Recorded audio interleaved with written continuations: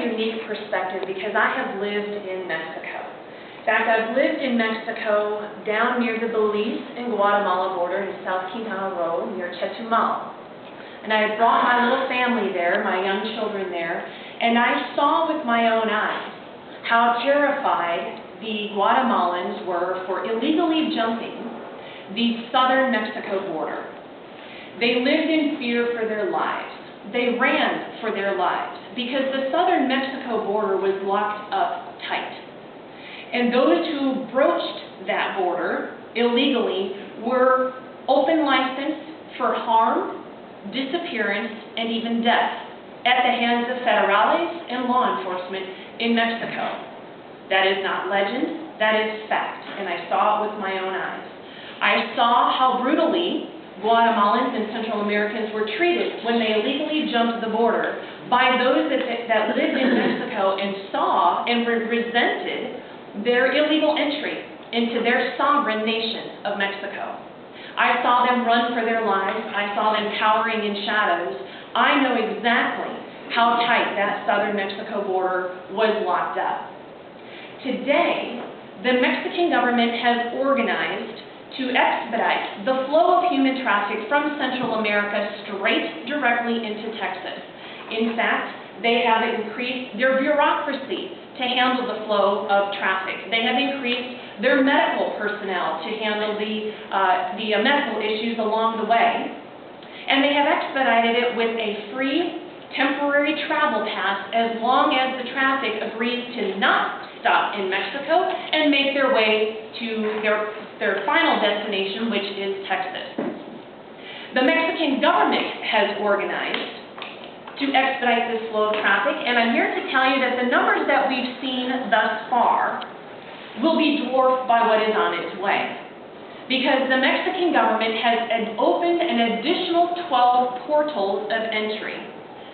2 from Belize into Mexico, and 10 from Guatemala into Mexico.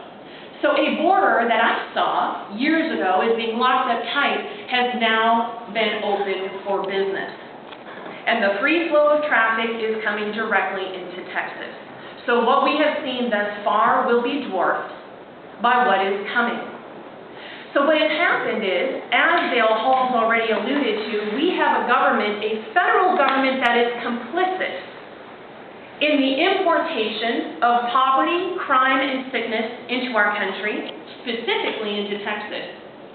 And we have a state government that is negligent, criminally negligent in their duties. All of these politicians that campaign on their integrity, on their leadership, on their courage, on the rule of law, have failed in every regard.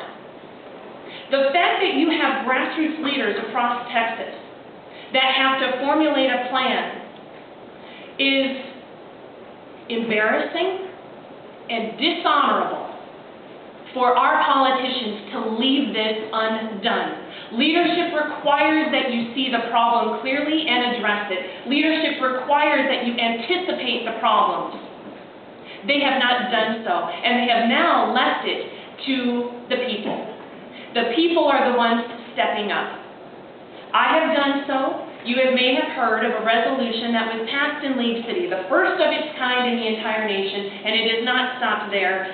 Dozens of municipalities, counties, not just in Texas, but across the country, have adopted other resolutions because the local leadership in those municipalities and counties are now bearing the brunt of this cost, both on their health services, their law enforcement services, and their educational services, and in community safety.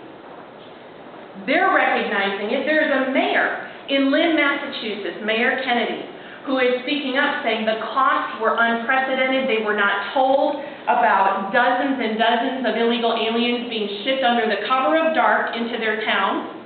And now they're bearing the cost, and she said, I've been called a racist and a hater for speaking the truth. But I must tell you the truth of what is happening to our economy, because we can't afford it. Texas right now ranks second only to New York in the per capita levels of debt that we handle locally. We are second only to California in a total amount of debt. Yes, Texas, supposed to be so economically sound, we are 3 peas in a pod with the worst spenders and the most bankrupt states in the nation. And it is all at the local level. So this is not a federal issue. This is a local issue, because the burden is going to fall on the backs of your property insurance, your property taxes, and your retail taxes, and all of this is going to be devolving to you locally. We stand here in support of the rule of law. We've researched the constitutional remedies, and we've presented these remedies to our state officials to a deaf ear. They are turning a blind eye. That, to me, is beyond unethical. It is criminally negligent, and it is a default and a reneging of their oath that they swore. So now it's left to us locals.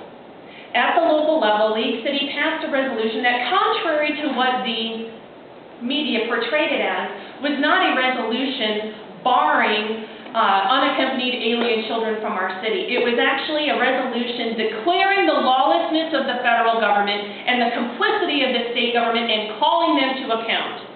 The resolution was a strong statement against both levels of government.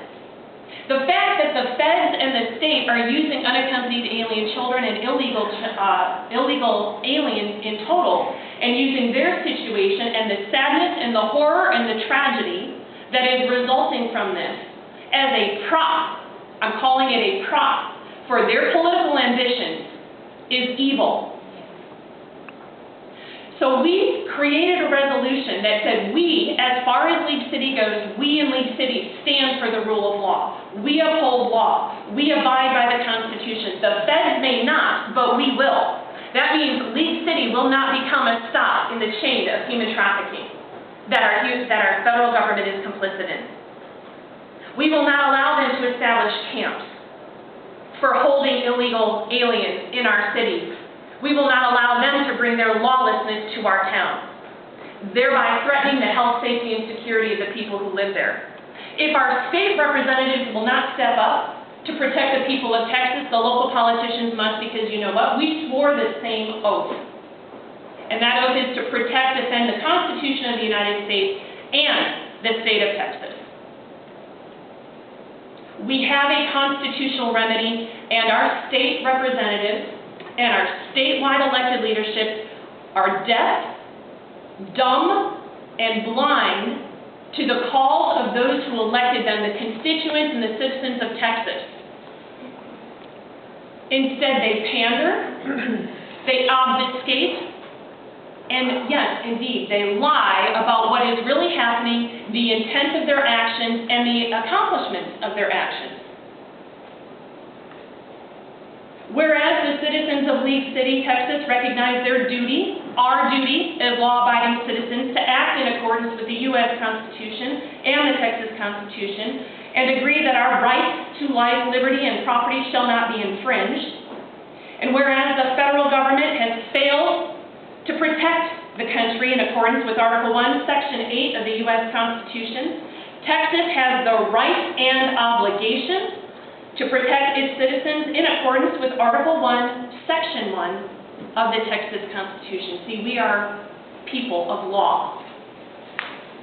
There's nothing more important for our elected officials. There is nothing they are more beholden to, not a vote, not an election, not a campaign, nothing that they are more beholden to than the rule of law.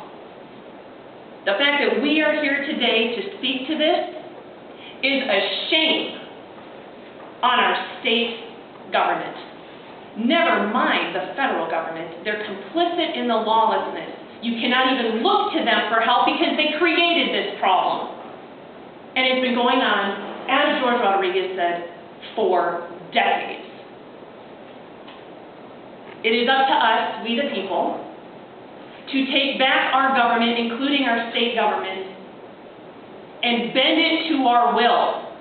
That is the purpose for which it was established, not the other way around. Shame on our elected officials. Shame on the governor all the way down for not performing their duty to protect the health, safety, and security of the citizens of Texas. You're leaving it to locals, and the local politicians are stepping up in droves because they, for one, take their oath seriously. And they have the courage, the intestinal fortitude, and the moral backbone to do what our state officials will not. So ladies and gentlemen, those of you who are listening, you talk to your local officials. You ask them to uphold the rule of law, to negate the damage that is being done by elected officials who refuse to uphold their oath.